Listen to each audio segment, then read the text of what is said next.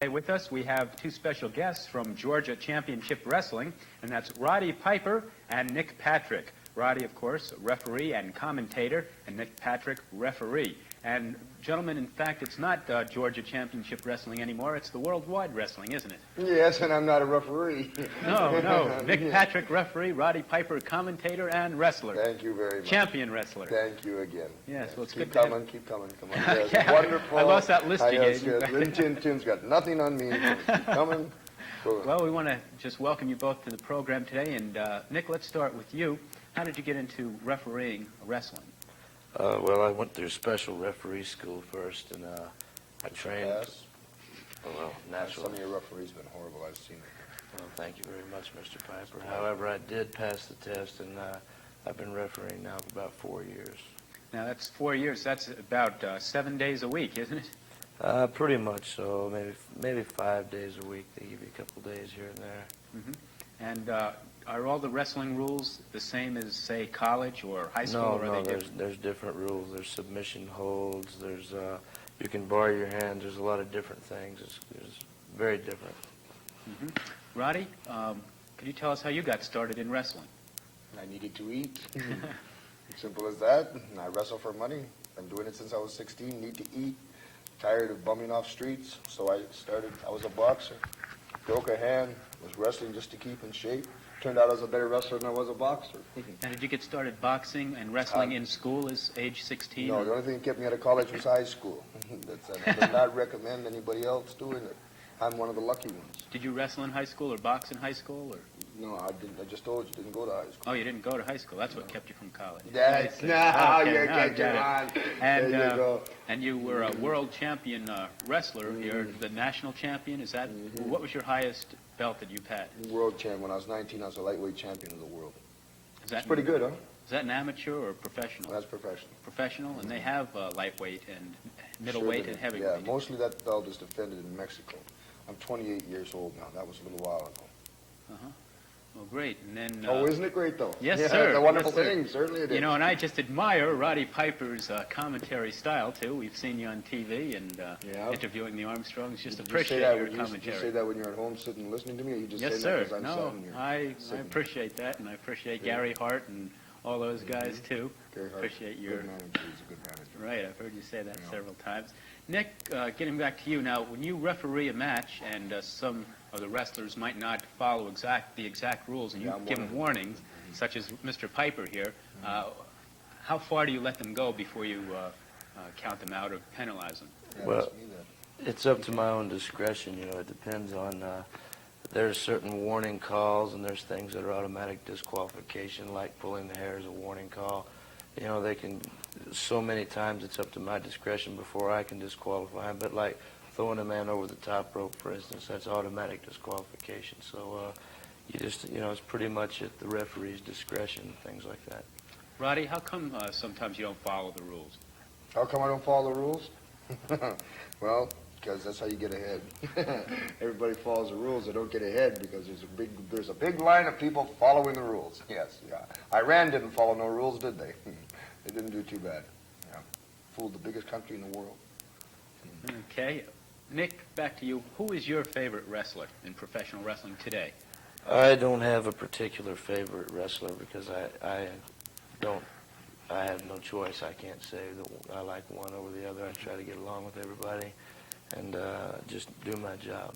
Let's put it this way. Who is the wrestler that you would say perhaps does follow most of your rules, is a good, clean wrestler, and maybe one that doesn't, is the worst offender in many cases? Well, there's so many that, well, Mr. Piper here is not too bad since he's sitting here right next to me. Thanks.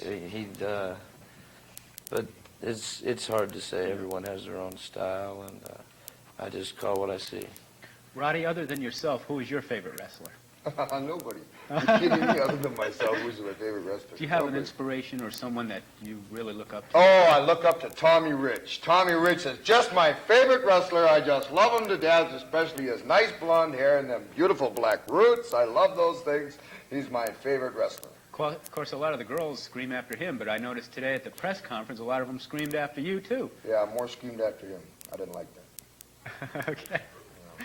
All right. And now that you're wrestling heavyweight, Roddy, are you going for the heavyweight title belt, or are you just They won't in it let to me eat? fight him. He won't fight me. I tried a couple of times. I was the last guy to beat Ric Flair for the United States Heavyweight Championship. That was the last time he fought me. Since that, he won't fight me. I don't blame him. I wouldn't want to fight me either. Yeah, but sometime, someplace, he's going to have to get a crack. He's got a hard job. He's got a lot of guys trying to knock him off. A lot of top competitors, and he's taking them on one after another, one after another. Pretty soon he's going to have to come around to me, and he'll be all worn down, and I'll just be full of vitamins, vim, vigor, and cheer, and I'll be the heavyweight champion of the world. Who do you say is your toughest competitor that you've faced so far? Me.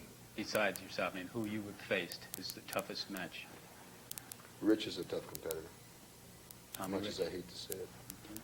Yeah, he's probably one of the tougher ones that I've met. Mad Dog Vachon, Larry Henning.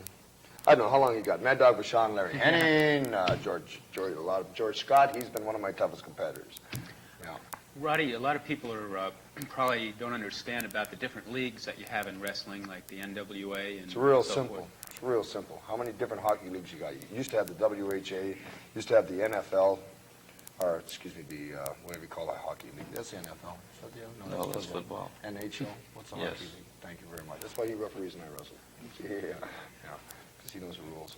Yeah, I got all kinds of football leagues. You got 2 or 3 different football leagues. It's the same thing in wrestling. You got 2 or 3 different wrestling leagues. Well, can a wrestler go from league to league? The wrestler is independent, completely independent. The only thing that establishes them, rather, the only thing that establishes the league is the people that promote the league themselves, just the same as with your football, baseball, soccer, whatever you happen to be doing. Myself, I'm completely independent, and I wrestle for whoever wants to fight me, which is hard to find fights these days. So for all you tough guys out there that are sitting home and saying to your girlfriend that is admiring me, he's not so good, come on, because I need some fights, because I cannot find people to fight me. Yeah. And are you married, Roddy? Why? Well, probably a lot of young ladies would be interested. Yes, I'm married. You are married, okay. Nick, are you married? No, I'm not married. Okay, you have a girlfriend? Well, sometimes. Okay, now if anyone Sounds pretty floozy to me. if anyone would like to write to either one of you, where can they contact you at? They'd have to write Georgia Championship Wrestling in Atlanta. Or just send, the best thing to do is send your mail to Ted Williams here, right here, care of Ted, and he will make sure that we get all our letters. I'll do my best. Yeah. Can I read it first? Boy, I bet yes, you can. As soon as you can. Never mind. Okay. As soon as you get out of your closet, yes, you can. Okay. Yeah. Earlier, you had a thing going between Bob Armstrong and yourself and Brad Armstrong. A thing. What is that, a date? What, a I thing? don't know. It was something. It was, A thing. I didn't have nothing going with Bob Armstrong. I didn't have anything going with Brad Armstrong. Well, Just people who tried to fight me, people who came out and talked to me in front of nationwide trying to make a name for themselves. That's okay. That's all right. how did that end up? How'd that end up? Or is it still going? I'm sitting here and they're not. Okay. Yeah. I mean, has that been finished? Now, of course, you've said on nationwide TV that you're from Scotland, and you even Glasgow. appeared in Glasgow, and you've appeared in kilts and so forth. Do you you feel a strong heritage in your Scottish ancestry? Sure I do. I've been playing the bagpipes since I've been this high. Throwing cabers, been going to Scottish games, playing for Highland dancers. That's the best part.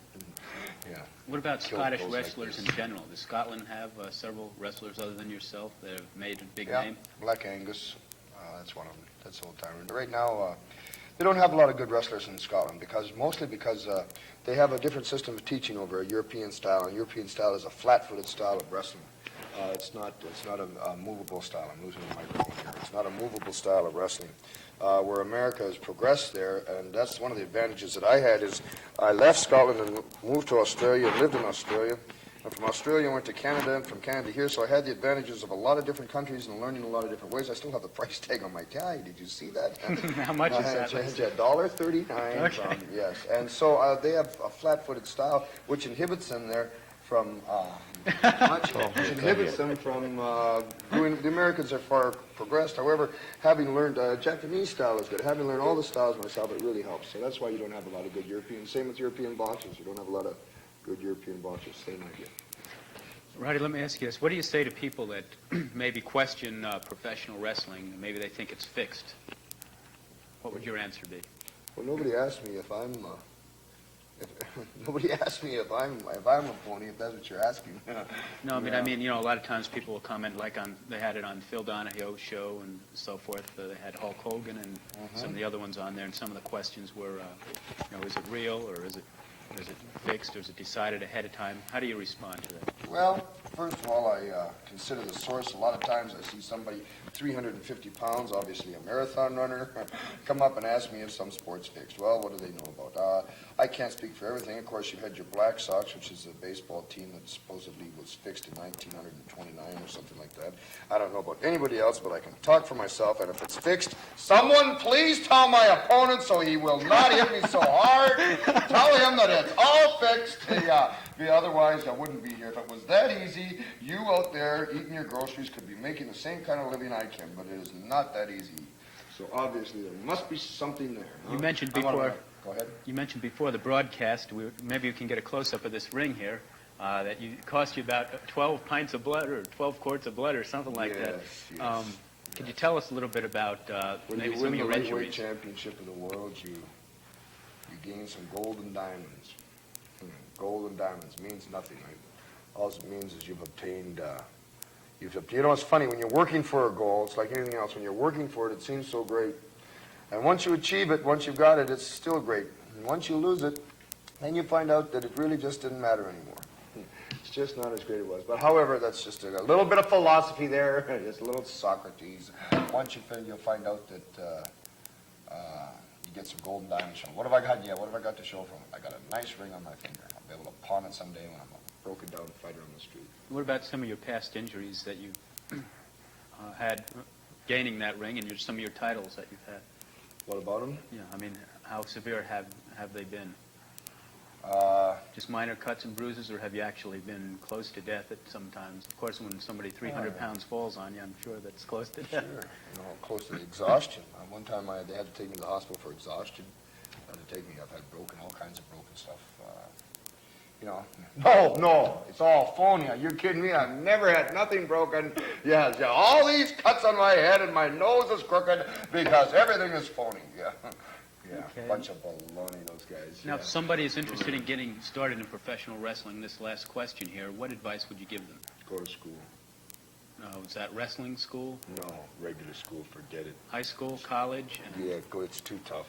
Forget it. There's not too much competition. There's too many young guys. If you do really want to do it, the best thing to do is go to school. You got a little time. Go to school. Go get yourself a degree. Be able to do something constructive, and meanwhile become an amateur. Become a great amateur. They have scouts out watching. That way, when you break your arm and break your leg, and you find out how tough it is, you got something to fall back on. Don't be an idiot like me and have nothing to fall back on. I either had to make it or not make it. So go to school and get that all done, because you got your whole life ahead of you. Sometimes young people have the idea that they really have to hurry into things. That's not true, man. Go get that done. When you got something to fall back on, then you can do what you want to do.